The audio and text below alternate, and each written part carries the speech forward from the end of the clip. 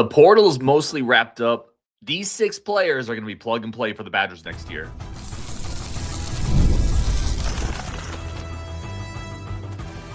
You are Locked On Badgers, your daily podcast on the Wisconsin Badgers. Part of the Locked On Podcast Network, your team every day. What is going on, everybody? Welcome to Locked On Badgers, your team every single day. Part of the Locked On Podcast Network. Thank you for being here. Thank you for making Locked On the #1 podcast network. I'm your host, Ryan Harings, and thank you again for being a part of this community. Today's episode brought to you by FanDuel. Right now, get into playoff mode over at FanDuel. Every game day during the NFL playoffs, FanDuel is giving customers even more ways to get in on the action. Visit FanDuel.com to get started. Today's episode, we're going to re-look at the portal incoming additions, positional battles that I can't wait to see in spring, the biggest upside players, the most important gets, portal rankings. Let's start breaking down how the Badgers did. Let's tier out some lists. Teams can still add in the portal, right? That is important to note, but players can no longer go in the portal. And I think the Badgers are mostly done.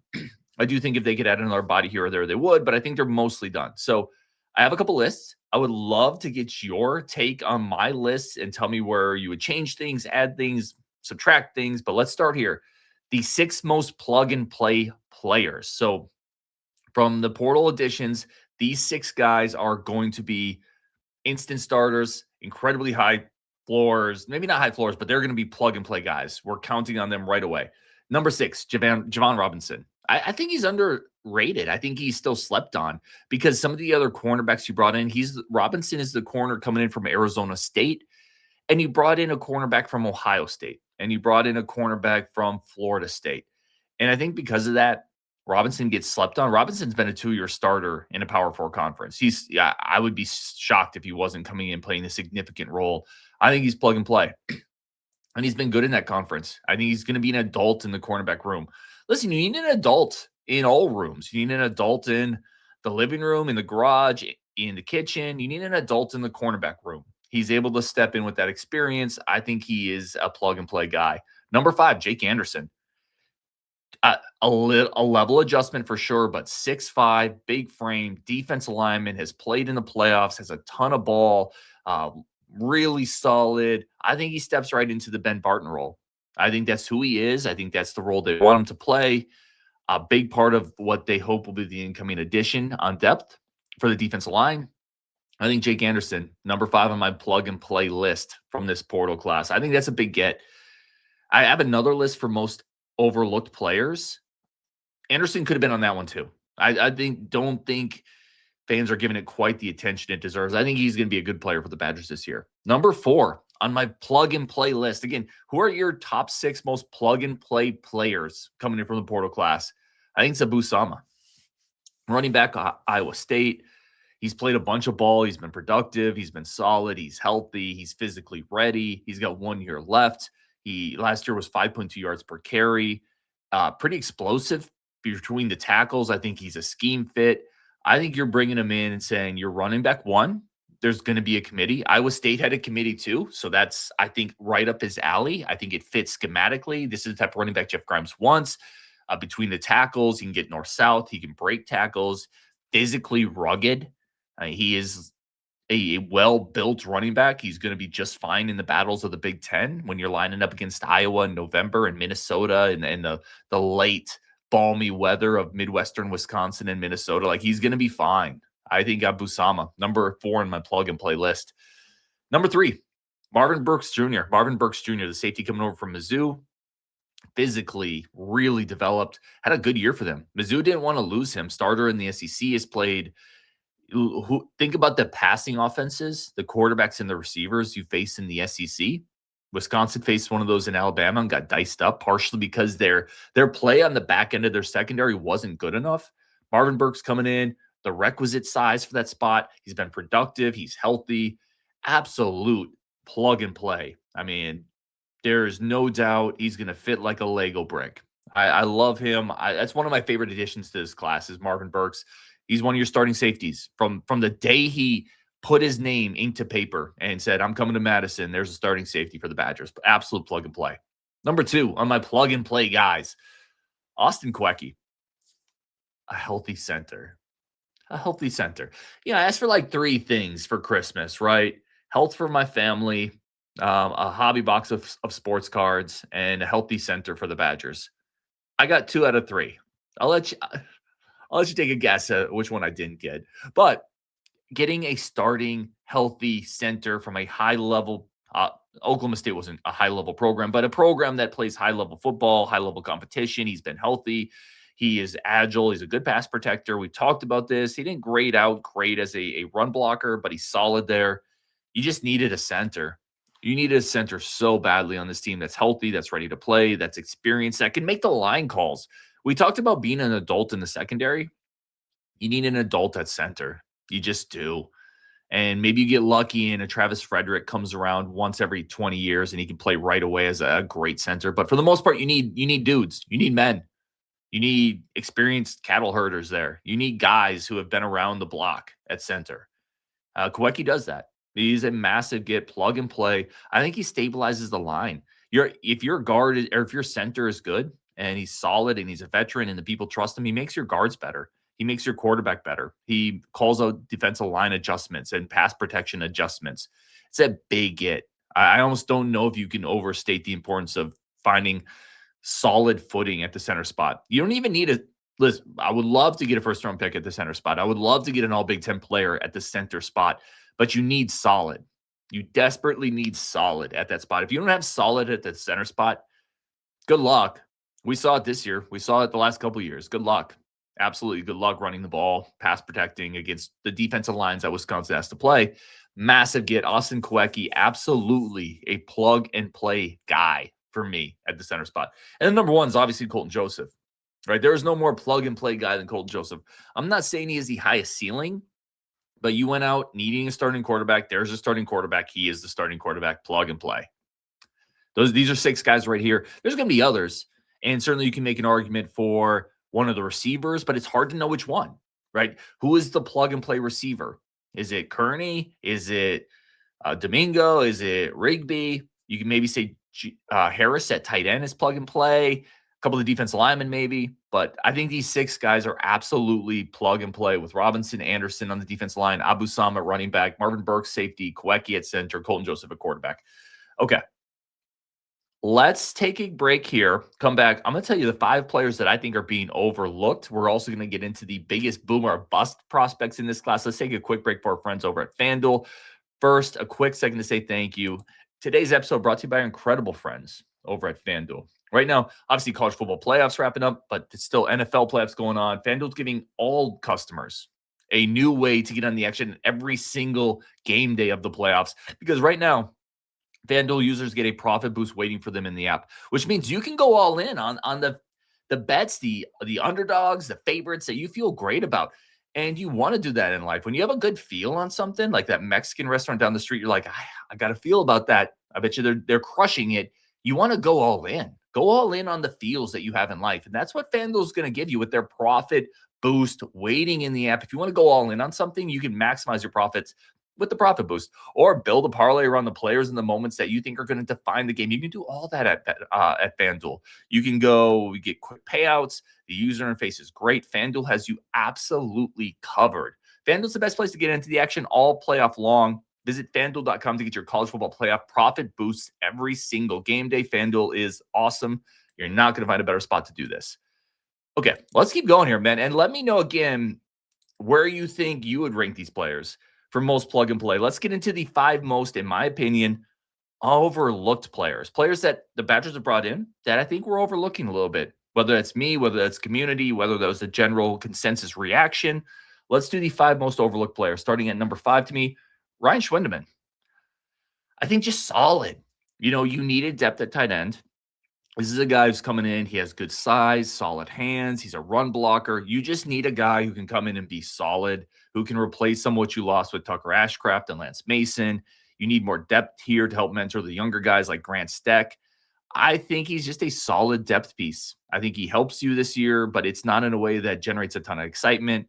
Maybe he only catches 2 or 3 balls. Maybe not even that. But I think he can be a blocker. He gives you depth, and he gives you some toughness at that spot. So I have Schwindeman at 5. Number 4, I'm going back. I'm double dipping on Robinson, Javon Robinson, the corner coming over from Arizona State. I just think he got overlooked in like a mass incoming group of players. And some of them were really exciting. Some high pedigree guys like Kai Bates and a Bryce West and a Marvin Burks coming from all these different spots. I think Robinson is overlooked. I consistently think fans are kind of, maybe. I think he's going to be a starter, or at the very least, maybe he's your slot guy. Maybe he's your nickel spot guy. Good grades, played real competition, started for several years, enough size. He just feels like, and this isn't a knock, he feels like a Devin Smith type corner. Going back to the Bielema days, he feels like Antonio Finellis, a little bit better though physically. But that type of guy is just a solid corner. He's not a star, but you need solid. You need some solid corners back there that know what they're doing, that have seen a bunch of film, that have played real receivers. I think he's a good get for the Badgers. Number 3 on my players that I think are overlooked. Let's go Jacob Harris, the other tight end coming in. Again, I like the frame with Harris. He's 6'5". I think he has ball skills, and I really like him in the red zone. Had 5 touchdowns last year, which as a tight end, again, a little bit of a jump in competition, but not massively. He's not coming from D2 or D3, coming from the MAC. I like Harris at tight end. I think both the tight ends coming in are a little overlooked. They're going to give you depth, but I think Harris specifically in the red zone, I think he gives you a little something with the frame, the ability to catch the ball away from his body. He's shown it. He's been productive. I like Harris. Again, I like both tight ends coming in as good, solid pieces. Not stars, but you need some other solid pieces. I think Harris and Schwendeman give you that. Number 2 on the list of players that I think are a little overlooked, Justice Boone. Good size coming in on the defensive end, the edge. I think he can play more than the edge. I think you can slide him to the inside if you wanted to, but multiple years in the SEC, coming over from Arkansas, has played a lot of ball. He's got a big frame. He's well built. Not a star. Again, this list right here isn't the stars, but I think he's a guy that's going to fit solidly into their rotation. He's played the best, among the best offensive lines and teams in the country, whether it's Big Ten or SEC. He's been in the SEC for years. I think Boone is a good one, a good solid depth piece. A little overlooked because he's not overly productive, but he fits into the mold of the guys who will rotate in and out on that defense line to keep your better players fresh, to keep your stars fresh. So Boone to me, number 2 in this list. And number 1, I'm double dipping again. It's Kawecki. I think when you have a good center, it's like having a good starter in your car. You just don't notice it. It just works. And you never, when you start your car, and by the way, I bring that up because I had car trouble today. When you start your car and it works, you're never like, oh, man, my starter's great. Good job. It just works. When you snap the ball and it's successful for years at Wisconsin, which it was, you're just like, you don't say great snapping. The last 3 years have been a disaster at center. And I think you're going to get back to kind of a spot where it just works. And because of that, it's not going to be as noticeable. It's going to be a little overlooked. I think it's just such a massive get. I can't emphasize it enough, getting that center. I think it's going to get overlooked at some point this season because it's just going to be solid. It's going to be consistent. And that's really what you need at that spot. All right, let's go into my next one. I'm excited for this list. Tell me who you'd have on this list. This is my boomer bust list. I had 5, and then I had to add another, so I actually have 6. 6 players, boomer bust in this portal cycle. Let's start at number 6, Zion Kearney, coming over from Oklahoma. High pedigree receiver. This was a guy coming out of high school, could have gone a lot of places, went to Oklahoma, 4-star receiver, elite speed, elite vertical speed. Again, he reportedly ran a 4.28 at a TCU camp. I would take that with a grain of salt. Very few human beings run a 4.28, even if they were being chased by a cheetah. Most people aren't getting that type of speed. Okay. That being said, you're not a 4.6 guy that someone says, you ran a 4.28. Like if you're getting reportedly in that range, you're a burner. That's enough evidence to say he's a burner. So good physical size. He's a 6'1", 6'2" kid. He's got speed. This is a type of athletic trait that you need to find that boundary spot at receiver for Wisconsin. It's a big boomer bust player. He didn't produce much at Oklahoma. He's been there a couple of years. Who knows? It could be another situation like Jaden Ballard coming from Ohio State where it didn't click there and it didn't click here. Now, some of why it didn't click here was our quarterback play and our offensive line and all that. I agree. But some players it never clicks for. Some players the upside never translates. but he's still pretty young. He's only played a couple years, and the physical tools are there. Zion Kearney coming in at number 6 on my boomer bust list. Number 5, John Kamara, linebacker, Kansas. Not the highest pedigree player on this list. A lot of the players on this list are high pedigree recruits, which makes sense. The high pedigree recruits are often the guys with the biggest upside, the biggest physical tools. Kamara comes from Kansas, but man, his physical traits are impressive. Benching like 400 pounds. He really runs fast. He has got all those prototypical. The only guy I can think of off the top of my head is like a Leon Jacobs. Badger fans remember him, who was just a physical freak show, and it took him a couple years to figure it out. He's not Leon Jacobs, because Leon Jacobs had biceps that could curl the side of a house, but really physically talented kid. Can run, can hit, can, 400-pound bench, big upside. Very young. He's got several years to develop. I think ideally, you either play him on special teams this year or you just redshirt him. You redshirt, develop him, see what you got a couple years down in the road, which is hard in the portal cycle. Who knows who you have in a couple years down the road, but I think that would be the goal with a player like John Kamara. I have him at number 5 on my boomer bust list. Number 4, Kai Bates. You're talking about an interesting player here. Coming in from Florida State, was number 92 nationally in the country the year he was a high school recruit, 4-star player, offers from Bama, Tennessee, LSU, Auburn. Listen, if you're a cornerback and your offer list, he was committed to LSU at one point before flipping to Florida State. If you're a corner and your offer list includes Bama, LSU, Florida State, among many others, 6'1", 6'2", can run. I think he could be a safety. I think he could be a corner. Just really unique physical skill set. But again, one of those guys hasn't really translated. Big time upside, Kai Bates. He's number 4 on my list. Number 3, Bryce West, coming over from Iowa State, another corner. A little more refined than than Kai Bates, probably coming out of high school. But again, a really big time national prospect when he came out. He was 64th in the country in his recruiting class. Offers from Bryce West, offers from Bama, Michigan, Ohio State, Georgia, Florida State, Oregon, Tennessee, ... He could have gone anywhere. Big time athlete you're adding to the secondary. Another really big boomer bust player. Younger, still has several years of eligibility. I would love to see him take that job and run with it. I think he could be your slot guy, your corner, your corner, your slot nickel. I think he could be the guy, that can cover on those choice routes. Potentially, I thought Agard could have been if he would have stayed, but I think West could potentially be that guy for you. Tons of upside. Again, Ohio State doesn't take schlubs in the secondary. This is a big-time upside kid. And then the top 2, I just have a tie, right? So I have Liam Danitz, the kid out of Hope, defensive end, had 15 sacks last year, D3, runs like a maniac, 6'5", 230, high-end speed, track kid, but he's a D3 guy. This is the ultimate boomer bust player. Liam Danitz could do nothing, or he could come in next year, bend the edge, give offensive tackles all sorts of problems, come in on 3rd down, get 6 sacks. I have no idea. It's a lottery ticket. I love the lottery ticket. I love having that lottery ticket in my wallet. When we scratch it off, I don't know what we're going to get. The physical tool set's there. He's 6'5", 230. That plays in pass rushing situations. He's obviously got, for his size and his frame, pretty elite speed. Will it translate to the Big Ten? I don't know. Big time boomer bust guy in Danitz. And the other one's Malachi Coleman. These 2 guys are tied at number 1 for me. Malachi Coleman, 6'5", with track speed.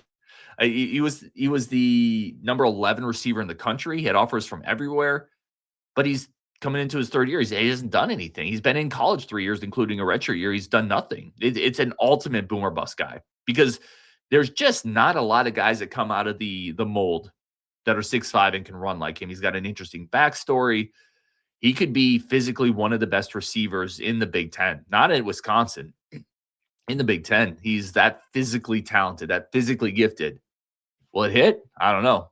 He's maybe him and Danitz are the 2 biggest boomer bust guys. And maybe it really is probably even more Malachi Coleman, because his physical skill set is ridiculous. It's absurd. If he hits, he's a 1st-round pick. Like, he's that type of guy. But how many people after 3 years does the light bulb come on? It's not nobody, but it certainly isn't everybody. So there's my boomer bust list. Let me know if you would rearrange that order. Coming up, a few more things here, including the biggest positional battles that this portal class has caused, and 5 big-time depth pieces they've added that they're going to need this year. That's coming up next, Locked On Badgers. First, a quick second for our friends of the show. Also, a quick second to say thank you for tuning in to Locked On Badgers, being part of the community, being part of this. Thank you. Y'all are awesome. Let's keep it going. All right. This is important. If anything has taught us the value of depth the last couple of years, it's been Badger football. At the quarterback spot, at the offensive line spot, at the running back spot, at many spots. Let's talk about 5 big-time depth pickups they brought in. Starting at number 5, Brian Jackson at running back. So I talked about Abu Sama already coming from Iowa State. You bring a guy like Jackson, who had a pretty loaded high school offer list. He's 235 pounds. I think it's just a really nice compliment. It's a nice number 2, number 3, depending on where Darian Dupree is. He's a guy who gives you some red zone power, gives you a different type of back, but he's just a really good depth piece to bring in from USC, a strong pedigree guy, backing up Abu Sama, being part of that committee. I think that's a really nice under-the-radar pickup for the Badgers. Number 4, depth pieces. Let's go Jalen Domingo. Jalen Domingo coming over from Southeastern Louisiana, and he might not be a depth piece. Maybe he's a starter, but I love adding him into the mix. Gives you more depth at receiver, gives you some length, another 6'2" guy, productive at Southeastern Louisiana, but how is it going to translate to the Big Ten? That I don't know. I'm not sure, but I like the pickup. I think it adds solid depth to the receiver room. I don't think he's going to start, if I had to guess. I think Rigby, Hilton, Henry is maybe your starters. Brooks will work in there. But Domingo, I think, gives you really solid depth there, some experience, some value in the red zone. I like that pickup a lot. Number 3, Denigel Cooper, adding to the defensive line, a guy who was relatively productive last year, has a good frame. This is a guy who, on that second wave of defensive linemen coming in, Cooper coming over from App State, is going to give you a little bit of depth, a little bit of size, the ability to play both the pass and the run. He had strong pass rush and run defense grades for Pro Football Focus. So I think Cooper coming in on that defensive line helps give you the depth that you need to survive the Big Ten. Number 2 on my big-time depth adds, Lucas Simmons, the offensive tackle from Florida State. He could start, but I call him a depth add because if he's starting, he creates depth somewhere else on the offensive line, and if he's not starting, I think he's your swing tackle, and that's such a big deal. You need 3. You need 3 tackles. And we saw last year what happens if you just have 2, because you're probably going to lose one at some point. Now, hopefully, it's not a Kevin Haywood situation and you lose a guy for the entire year, but you're probably going to lose a guy at some point. So Simmons coming in, he solidifies your tackle rotation. Maybe he's a starter, but I think at a minimum, he's your swing tackle. That's massive. And number 1 is Deuce Adams. You got to have a backup quarterback. Daniel Neal's hurt. You don't want to count necessarily on Carter Smith or Ryan Hopkins coming in. So having a guy like Deuce Adams coming in who has experience, he's mobile, it's a really nice depth pickup at quarterback, which you cannot overemphasize at Wisconsin. So there's my 5 big-time depth adds, depth pickups. And then I'll just tell you 3 positional battles I cannot wait to see when I go to Platteville. Can't wait to see receiver. Cannot wait to see receiver. Man, you have Coleman coming in, you have Rigby, you have Domingo, Hilton coming back. What does he look like in year 2? I really want to see what the freshmen look like. Zion LeGray, a couple of those guys. I'm excited to see what Kearney looks like coming from over Oklahoma. Can't wait to see the receivers battle. Cannot wait. Number 2, cornerbacks. Bryce West, Kai Bates, Robinson.